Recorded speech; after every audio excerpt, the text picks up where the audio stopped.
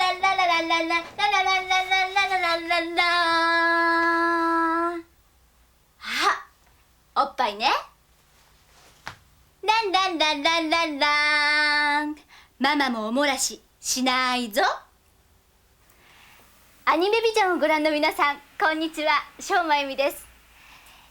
私正真由美もこの世界に入ってかれこれうん年経つわけなんです。最初の頃は君いくつって言われて19って言っていたんですが、もう最近ではそれも通じなくなりましたね。それだけに厳しい世界ですね。わかんないって言ってるとバカ野郎とこうはった倒されますし、まあそれなりにいろいろと私も頑張っているわけなんですが、まあ最初の頃はね、右を向いても左を向いても本当に分からなくてどうしていいか分からない毎日だったんですが、まあその中で何年かやっていくつかの役をやらせていただいて、一番印象に残っているのはやっ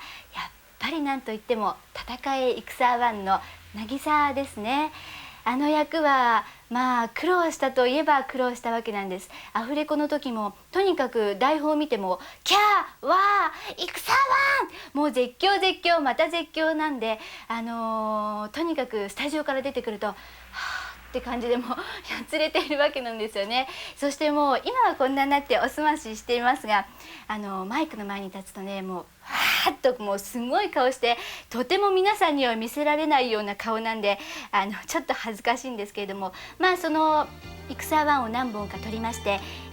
歌も出しました。まあもちろん渚のイメージソングなんですが、こちらですね。イクサー1アクト2、サウンドトラックなんですが、この中でレイニーラブという曲を歌っています。この曲とっても綺麗なバラード調といいますかね、とても素敵なメロディーラインで、皆さんももしよかったらですね、この歌を覚えて口ずさんでみてはいかがでしょうか。渚のイメージソングです。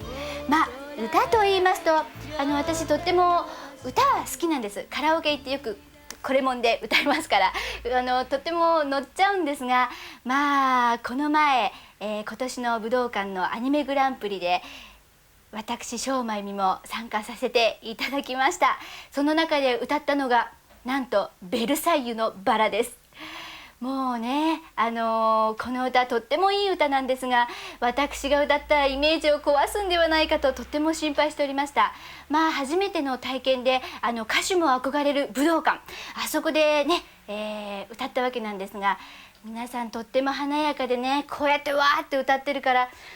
どうしよう、とっても私緊張しやすいんで、もうドキドキしながらあそこの舞台に立ったわけなんですね。バラワバラワとこういう風に裏声で歌ったわけなんです。武道館に遊びに来てくれた皆さん、正真由美どうだったでしょうか。これからもね、歌はもっともっと勉強して、いろいろとね、また武道館でも歌わせていただきたいと思っております。もしいろいろな感想ご意見がありましたらですね、事務所の方まで私宛てにですね、ぜひ、お手紙をいただきたいと思います。これからもですね、ビシバシとですね、もう突っ走るしかないのみですので、正真由美頑張っていきたいと思います。皆さんぜひ応援してくださいね。それではこんにちは、 DJ 小森まなみのインフォメーションコーナーです。今年の夏はお天気に恵まれませんでしたけれども、みんないい夏の思い出できましたか？さて、インフォメーションコーナー最初の話題はお待ちかね妖刀伝3です。今スタッフ一丸となって制作に励んでるんですけれども、今回は今ご覧になっててくださってるあなたにだけ話題の美術設定についてちょっとだけお見せしたいと思います。さあ、ご覧になってください。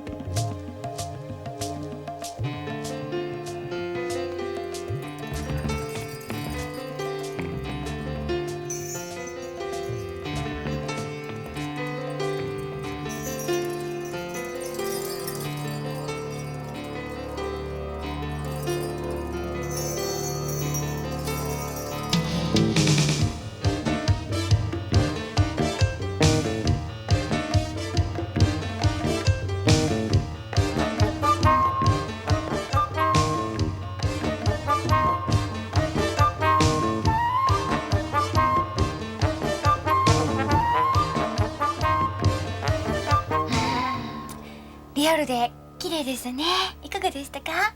そして今日はもう一つ、なんと今の美術設定を一手に引き受けてます女性の美術監督砂川千里さんとスタジオジャックの皆さんをご紹介します。皆さん、妖刀伝3北条の死をよろしく。お仕事中ありがとうございました。なんでも初めてスタジオにカメラを持ち込んだそうなので、皆さん少々緊張してたみたいなんですけれども、でもね、この方たちが先ほどの素敵な背景を総力を挙げて仕上げているんですよね。この背景をバックに綾之助たちはパート3ではどんな運命で展開されるんでしょうか。ちょっぴり不安なんですけれども、妖刀伝3のことが早く知りたい、詳しく知りたいというあなたのために、なんと9月の26日から11月の27日までの9週間テレフォンサービスが行われてるんです。ご存知ですか？その他にもクイズに応募して正解された方には抽選で素敵な妖刀伝のオリジナルグッズが当たっちゃうそうなので、みんな頑張ってくださいね。続いてのインフォメーションは博多っ子純情でおなじみの長谷川法生さん原作、火の雨が降るです。去る9月15日に読売ホールにて行われた上映会ではものすごい反響を呼びました。舞台は方正さんの出身地でもある福岡は博多で、700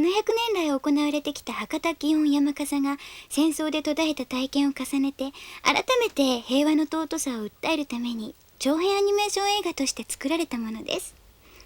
九州の方ではすごい反響だったんですよ。見てみたいなという上映会ご希望の方はこちらまでご連絡くださいね。そしてこちらはアニメの中の超老的存在、鉄腕アトム。